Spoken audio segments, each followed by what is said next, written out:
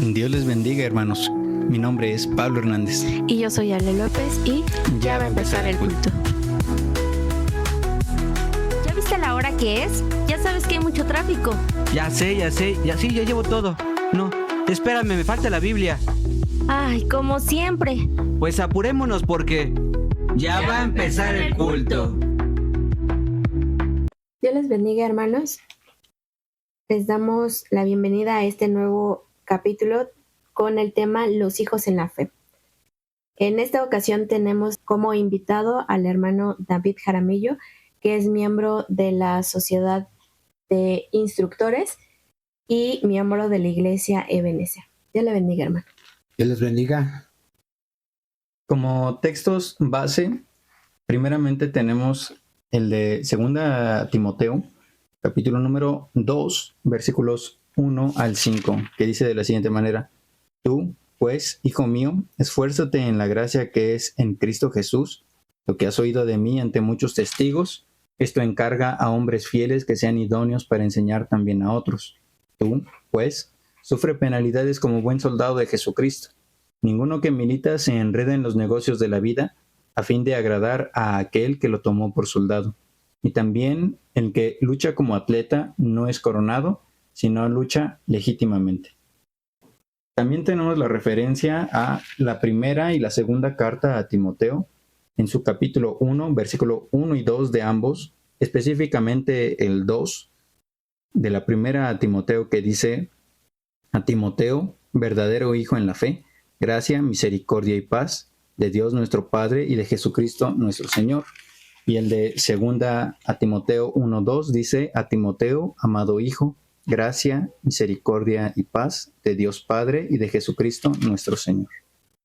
Y ya para entrar en tema, quiero hacerle una pregunta, porque los que nos oyen no saben, pero mi hermano David y mi hermano Pablo son instructores. Ellos son instructores que dan clase a la iglesia en general. Entonces me gustaría preguntarles, ¿cuándo se tiene hijos en la fe?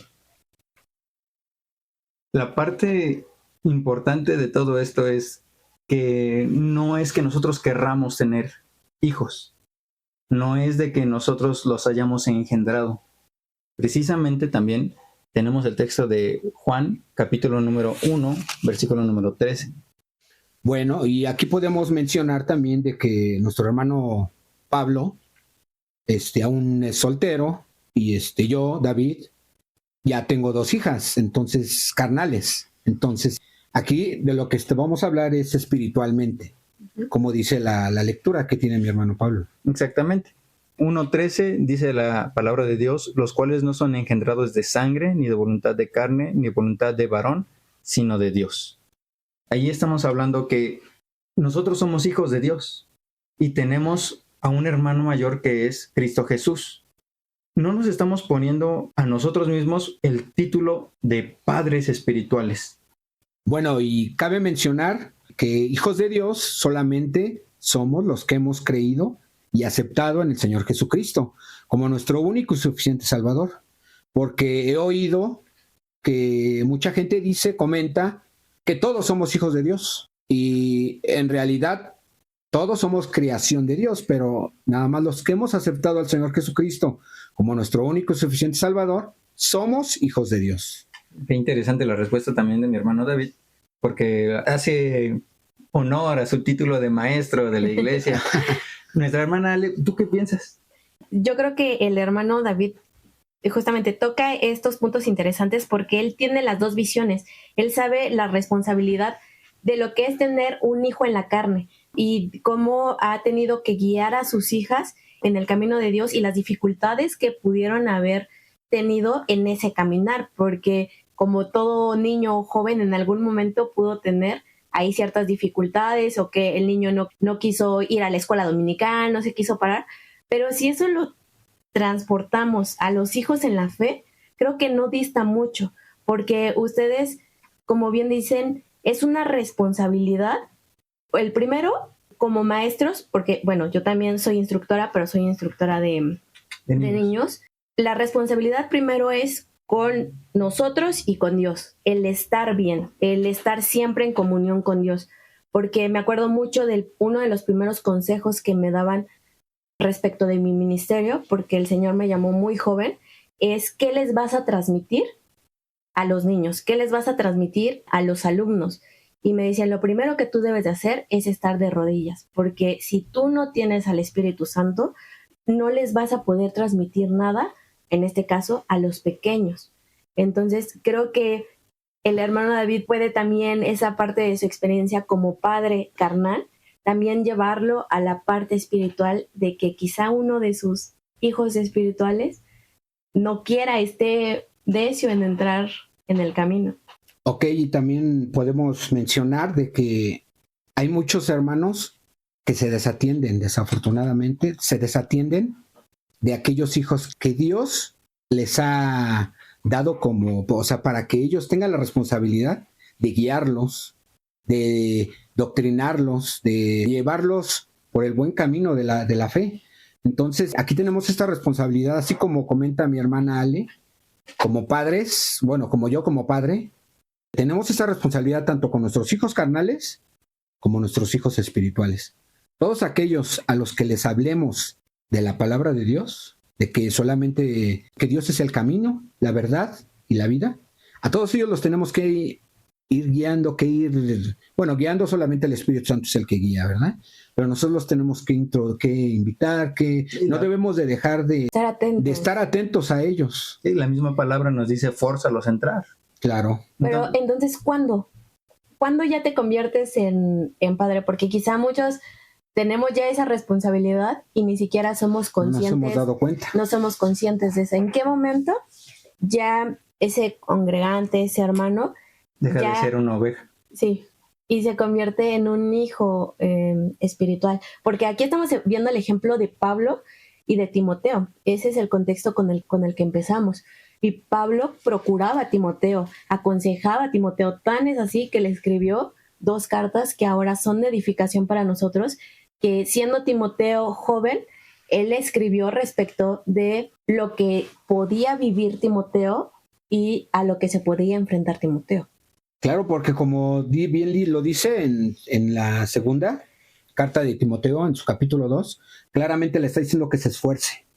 Que se esfuerce en la gracia que es en Cristo Jesús. ¿Y cómo debemos de esforzarnos, hermano Pablo? Te adelantaste quizá un paso que yo quería contestar acá. Ok. Ahorita Claro.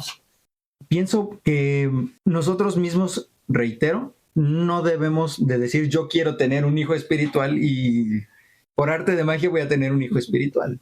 Porque así ha pasado en muchas sectas y en muchas otras denominaciones y en muchas otras religiones que van adoctrinando conforme a sus propios pensamientos, sentimientos. ¿Por qué? Porque quizá en algún momento de sus vidas llegaron a admirar a alguien que tenía hijos espirituales. Y el mismo Satanás es un copión y copia la Trinidad Santa de Dios para hacer su triada maligna, malévola. Y entonces nosotros mismos no determinamos cuándo se tiene un hijo en la fe, cuando ya somos padres espirituales o cuando ya nos convertimos en maestros, sino que es el Espíritu Santo el que nos va primero capacitando a nosotros para ser maestros. Que sí, yo creo que es el punto principal. Sí, porque si no, entonces caeríamos en la soberbia. Exactamente. Seríamos ególatras también, porque entonces quisiéramos que como nosotros los trajimos, yo tengo autoridad sobre él. Yo te manejo, yo te digo cuándo te sientes, cuándo te pares, cuándo... Y eso no es correcto. Eso no es correcto. Y ese es el contexto de la lectura que mencionabas de Juan 1:13, porque los fariseos y los escribas eran tan celosos de la ley que justamente decían, a ver, no, solamente mis adeptos, mis discípulos son los que pueden interpretar, son los que pueden aconsejar, son los que pueden estar en el Sanedrín. Nadie más puede tener ese privilegio de esa enseñanza. Sin embargo, hoy que estamos en la gracia, como bien lo mencionas, hermano Pablo, es Dios quien te da esa responsabilidad porque Él es el que llama a los ministerios. Es Él quien da los ministerios. Me gustaría entonces preguntar, ¿qué es un padre espiritual? ¿Podemos llamar entre nosotros como hermanos un padre espiritual? Bueno, antes de poder a lo mejor responderte yo esta pregunta, necesitaríamos aterrizar bien qué es un padre espiritual. Si es un padre espiritual, lo mismo que el ministerio de maestro, porque un maestro se dirige hacia toda la congregación. Y ser un padre espiritual, acompañar a alguien, a tu hijo espiritual, creo yo, es diferente. ¿O qué opinión tienen? Creo que tienes razón en decir que es diferente un padre espiritual que un maestro. Porque el maestro es uno de los 5 ministerios que nos da el Señor Jesús a través de una de las cartas del apóstol Pablo. Y el padre espiritual, pienso yo, personalmente, muy personalmente, que tiene más responsabilidad que un maestro. Quizá lo vemos y lo podemos comparar actualmente con las instructoras de los niños en las escuelas públicas, no en la iglesia. Ellas no tienen la responsabilidad de los niños cuando dejan la escuela. Creo que una diferencia podría ser también de que el maestro va a enseñar, va a dar de gracia lo que de gracia ha recibido de parte de Dios a la iglesia, la congregación. Sí. Pero un padre espiritual puede traer a alguien también exterior, sí, a alguien que le haya hablado, a alguien que le haya dado las buenas nuevas de salvación, y entonces ya él se integra a la congregación, ya como salvo. Entonces ahí ya es él, si es tu hijo espiritual. ¿O estoy equivocado, hermana Ale? Es que yo creo que va más por el punto de la guianza. Como bien lo mencionan, un maestro quizás solamente está en momentos en específicos, que es en el momento de la enseñanza. Sin embargo, el padre debe de estar en todo momento vigilando el crecimiento de esa persona.